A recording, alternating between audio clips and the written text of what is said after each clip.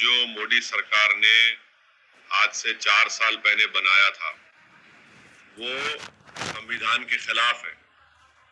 आप रिलीजन की बुनियाद पर कानून नहीं बना सकते। इसमें कई सुप्रीम कोर्ट के जजमेंट्स है और राइट टू इक्वालिटी के खिलाफ है।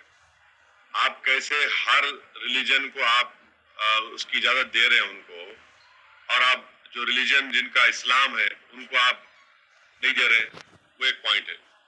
दूसरा ये है कि मैंने उस वक्त पार्लियामेंट में कहा था कि इसी तरह का एक कानून वाइट साउथ अफ्रीका ने बनाया था, तो महात्मा गांधी ने उस कानून को फाड़ दिया था।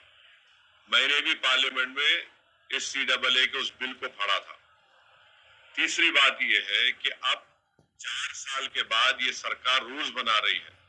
मैं देश को ये बताना चाह रहा हूं कि मैंने नहीं, मौजूदा अभी प्रेजेंट होम मिनिस्टर ने पार्लियामेंट में कहा था, मेरा नाम लेकर के, OIC जी, NPR भी आएगा, NRC भी आएगा। कई टीवी के इंटरव्यूज में उन्होंने बात कही थी। तो हम ये बताना चाह रहे हैं कि CAA एक्ट को सिर्फ आप CAA से मत देखिए, इसको आपको NPR से और NRC से जोड़कर देखना पड़ेगा। और जब वो होगा तो जाहिर है उसमें सबसे ज्यादा निशाना बनेंगे मुसलमान, दलित, आदिवासी और गरीब लोग। पांचवी बात यह है कि अब आसाम में सुप्रीम कोर्ट मॉनिटर्ड एक NRC हुआ। 19 लाख लोगों के नाम नहीं आए, जिसमें से लगभग 10 से 12 लाख हमारे हिंदू भाई बहनों के नाम नहीं आए।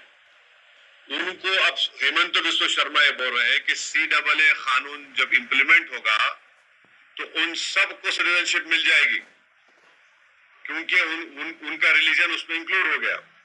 अब उसमें 1 लाख से 1.5 लाख या 2 लाख करीब जो मुसलमान नाम है, उनको इसका फायदा नहीं मिलेगा। ये बताइए, ये नाइंसाफी नहीं है तो क्या है? हेमंत बिस्वा शर्मा ने कहा, बीजेपी के नेताओं ने कहा कि 19 लाख में 10 से 12 लाख जो हिंदू भाई बहन के नाम नहीं आए, उनको मिल जाएगा, पूरा सिटीजनशिप मिल जाएगी उनको। अब आप बताइए, नाइंसाफी नहीं है तो क्या है? छठी बात यह है कि भारत में सिर्फ 5% लोगों के पास पासपोर्ट है।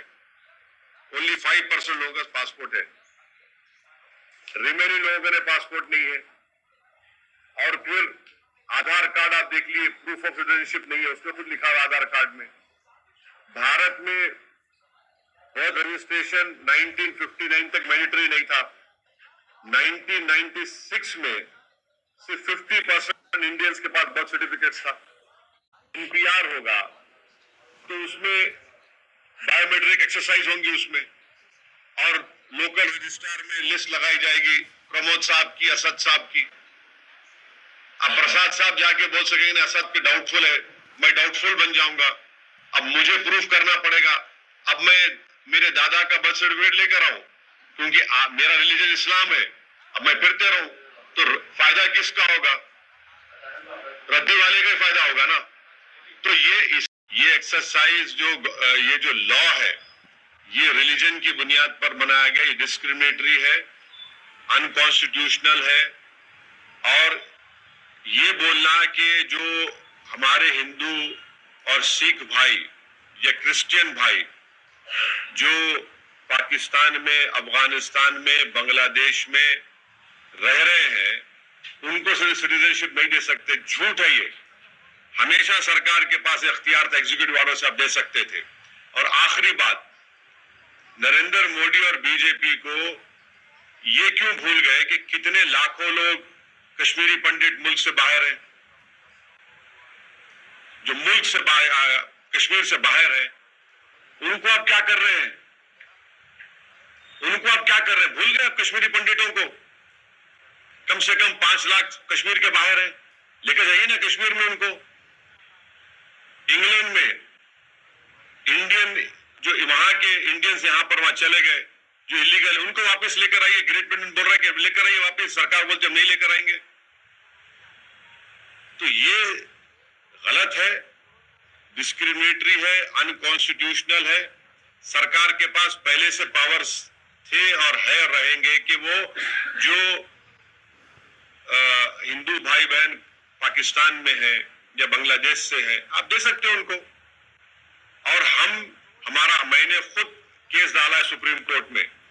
हम लोग जब CAA का हियरिंग हुई थी, हमारे लॉयर जनाब निजाम पाशा साहब ने स्टे की मांग की थी, तो गवर्नमेंट ने कहा था कि हम रूल्स नहीं बनाए। अब जब रूल्स बनाए तो हम सुप्रीम कोर्ट में डालेंगे और इसके ऊपर हम कोशिश करेंगे कि सुप्रीम कोर्ट में जाकर इसको उठाया जाए इस मसले को। बोलिए प्रसाद साहब। क्या ये चुनाव को लेकर के चुनाव अनाउंस होने वाले हैं, इसके मद्देनजर किए गए? बिल्कुल है, उसमें दो राय नहीं है, उसमें दो राय नहीं है। आप जब 4-5 दिन के अंदर इलेक्शन कमीशन ऑफ इंडिया अपने डेट्स को अनाउंस कर देगा 2 ECI के बन जाने के बाद, तो यकीनन ये चुनाव को सामने रखकर ये फैसला लिया गया है बीजेपी की तरफ से।